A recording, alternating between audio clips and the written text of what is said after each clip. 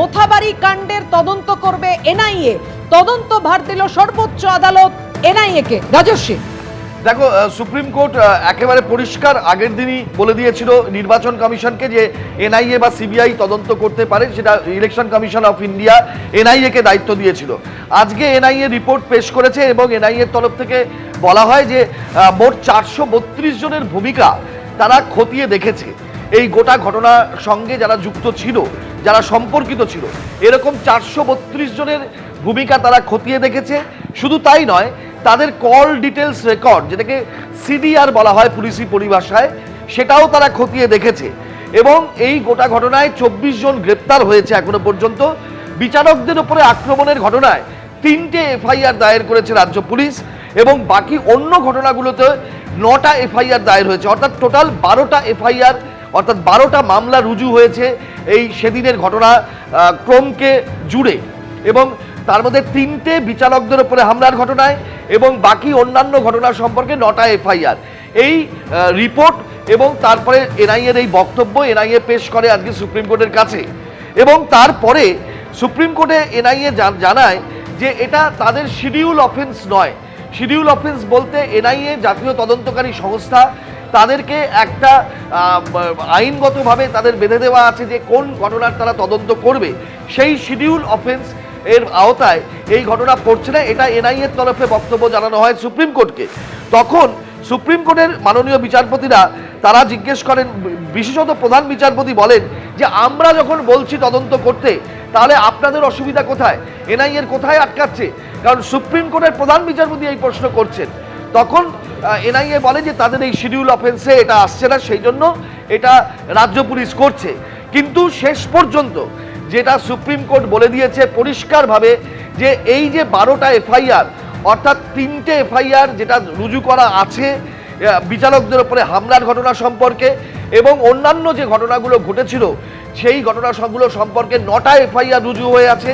Total এই যে 12টা মামলা রুজু হয়ে আছে, সেই 12টা মামলারই তদন্ত করবে এনআইএ। স্পষ্টভাবে রাজস্বী বলি যে খবর আমরা পাচ্ছি যে নতুন করে এফআইআর করতে পারবে এনআইএ, কারণ এনআইএ কে তদন্ত ভার দিয়েছে সর্বোচ্চ আদালত। একদমই, এই যে 12টা এফআইআর করা রয়েছে রাজ্য পুলিশে ইতিমধ্যেই, সেই 12টা এফআইআর তারা নিজেদের মতন এনআইএ পুরোটাই গ্রহণ করবে এবং এনআইএ সেই 12টা এফআইআর থেকে নিজেদের মতন করে তারা নতুন করে এফআইআর করবে এবং তারাই তদন্ত করবে। অর্থাৎ এই যে গত 3 দিন বা 72 ঘন্টা ধরে এনআইএ একটা অনুসন্ধান করছিল সুপ্রিম কোর্টের পর ইলেকশন কমিশন অফ ইন্ডিয়ার নির্দেশে, এবং সেই 72 ঘন্টার যা নির্যাস তারা আজকে গিয়ে সুপ্রিম কোর্টে জানায় এবং সুপ্রিম কোর্ট তাদেরকেই তদন্ত ভার দিল। অর্থাৎ এই জাতীয় তদন্তকারী সংস্থা এনআইএ মোথাবাড়ি ঘটনার তদন্ত করবে এবং ইতিমধ্যে বিচারকদের উপরে হামলা এবং অন্যান্য ঘটনা সম্পর্কে যে 12টা এফআইআর রুজু হয়ে আছে রাজ্য পুলিশের খাতায়, সেই 12টা মামলাই এনআইএ কে নিয়ে নিতে হবে এবং এনআইএ সেই মামলাগুলো নিয়ে নতুন করে তারা তাদের মতন করে এফআইআর রুজু করে তদন্ত করবেন এবং করতে পারবেন। সেই অধিকার তাদেরকে দেওয়া হলো সুপ্রিম কোর্টের তরফে এবং সুপ্রিম কোর্ট দর্থহীন ভাষায় জানিয়ে দিল যে এনআইএই এই তদন্ত করবে। এটা কিন্তু অত্যন্ত উল্লেখযোগ্য একটা নির্দেশ সুপ্রিম কোর্টের তরফে এবং পরিষ্কার হয়ে গেল যে আজ থেকেই মোথাবাড়ি তদন্ত করবে, মোথাবাড়ি ঘটনায় তদন্ত করবে এনআইএ, জাতীয় তদন্তকারী সংস্থা। যে কায়দায় যেভাবে বিচারকরা হামলার মুখে পড়েছিলেন সেদিন, সেটা সুপ্রিম কোর্ট প্রথম দিনেই 2 তারিখে যখন এই ঘটনা সুপ্রিম কোর্ট তড়িঘড়ি অ্যাড্রেস করেছিল, তখন প্রধান বিচারপতি এবং তার সঙ্গে আরও 2 বিচারপতি তীব্র ক্ষোভ প্রকাশ করেছিলেন এবং রাজ্য প্রশাসন আইন শৃঙ্খলা ভেঙে পড়েছে বলে মৌখিকভাবে মন্তব্য করেছিলেন। পরবর্তী সময় রাজ্যের আবেদনের ভিত্তিতে তারা অর্ডার শিটে রাজ্যের প্রেক্ষাপট না লিখে মালদার আইন শৃঙ্খলা ভেঙে পড়েছে এরকমটা লিখেছিলেন। অর্থাৎ তাদের যে তীক্ষ্ণ পর্যবেক্ষণ ছিল এবং যেটা বলেছিলেন পরিষ্কারভাবে যে সংগঠিতভাবে পূর্ব পরিকল্পিতভাবে এই ঘটনা ঘটানো হয়েছে ইচ্ছাকৃতভাবে, এবং সেই জন্যই তারপরে ইলেকশন কমিশন অফ ইন্ডিয়ার নির্দেশে এনআইএ তদন্ত করেছে। এনআইএ যে রিপোর্ট দিয়েছে তাতে তারা ওখানে সুপ্রিম কোর্টে জানিয়েছে 432 জনের ভূমিকা তারা খতিয়ে দেখেছে, 432 জনের কল ডিটেলস রেকর্ড তারা খতিয়ে দেখেছে এবং তারা পুলিশে যে মামলাগুলো রুজু হয়েছে সেগুলো খোঁজ নিয়েছেন এবং তার ভিত্তিতে তারা রিপোর্ট দিয়েছেন। এনআইএ এই 3 দিনে প্রত্যেকটা জায়গায় গিয়েছে, প্রত্যেক জনের সঙ্গে কথা বলেছে এবং সার্বিকভাবে এই ঘটনাক্রম কিভাবে ঘটেছিল, তার পেছনে পরিকল্পনা ষড়যন্ত্রের ইঙ্গিত ছিল কিনা, যারা ওখানে অবস্থান ধর্ণা করছিলেন তারা আদৌ তাদের নাম বাদ যাওয়ার জন্য সেখানে জড়ো হয়েছিলেন কিনা, সেখানে বহিরাগতরা ছিল কিনা, এই সমস্ত দিকগুলো পর্যায়ক্রমে খতিয়ে দেখেছে এবং সেই অনুসন্ধান করে সার্বিকভাবে তাদের যে অনুসন্ধানের যে তথ্য, সেই তথ্য তারা আজকে রিপোর্ট আকারে জমা দিয়েছেন এবং তারপরেই সুপ্রিম কোর্ট কিন্তু স্পষ্ট ভাষায় নির্দেশ দিল যে মোথাবাড়ির এই ঘটনার তদন্ত এনআইএ করবে, তারা নিজেদের মতন নতুন করে এফআইআর রুজু করে তদন্ত করবে। একদমই রাজস্বী, মোথাবাড়ি কাণ্ডে তদন্তের ভার দিল সুপ্রিম কোর্ট এনআইএ এর হাতে, অর্থাৎ এনআইএ নতুন করে তদন্ত করবে। তুমি যে কথা বলছিলে যে 12টি মামলা দায়ের হয়েছে, 12টি এফআইআর হয়েছে, সেই 12টি মামলার যেমন তদন্ত করবে এনআইএ এবং নতুন করে এফআইআরও দায়ের করতে পারবে এনআইএ সুপ্রিম কোর্টের নির্দেশে। একদমই তাই, সুপ্রিম কোর্ট বলল যে আগে এনআইএ জানিয়েছিল যে 12টা মামলা রুজু হয়ে রয়েছে, বিচারকদের উপরে হামলার ঘটনায় 3টে মামলা রুজু হয়েছে এবং চারদিকে যে অবরোধ চলছিল, বিক্ষোভ চলছিল, অবস্থান চলছিল, সেইগুলোকে কেন্দ্র করে 9টা মামলা রুজু হয়েছিল।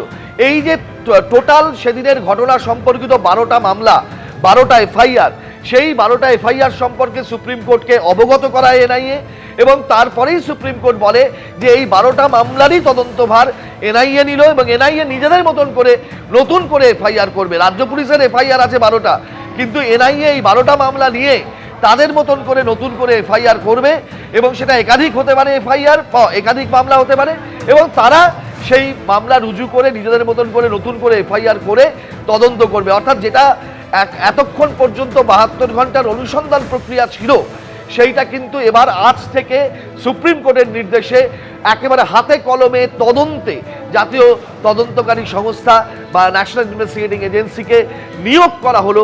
সুপ্রিম কোর্ট নির্দেশ দিল যে তারা এই মোথাবাড়ি ঘটনার তদন্ত করবে এবং সুপ্রিম কোর্টের পর্যবেক্ষণে যে সমস্ত দিক ছিল পরিষ্কারভাবে এই 72 ঘন্টার অনুসন্ধানেও তারা খতিয়ে দেখেছেন। এবার হাতে কলমে তদন্তে তারা খতিয়ে দেখবেন যে এই ঘটনা পূর্ব পরিকল্পিত, সংগঠিত এবং ইচ্ছাকৃত ছিল কিনা। নাম বাদ গিয়েছে, এই অভিযোগে নাম তুলতে হবে, সেই দাবি নিয়ে এই অবস্থান জমায়েত কালিয়াচক 2 নম্বর ব্লক অফিস যেখানে মোথাবাড়িতে, তার বাইরে জমায়েত হয়েছিল, অবস্থান ধর্ণা চলছিল। বিচারকরা তাদের কাজ শেষ হয়ে যাওয়ার পরে ঘন্টার পর ঘন্টা অবরুদ্ধ হয়ে থাকেন।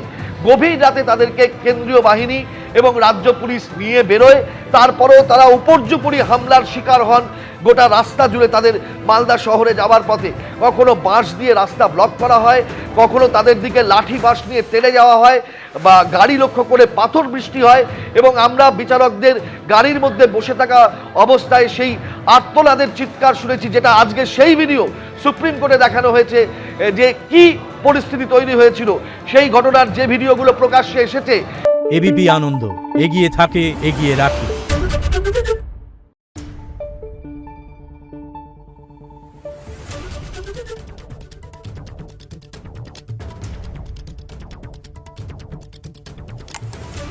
Thank you.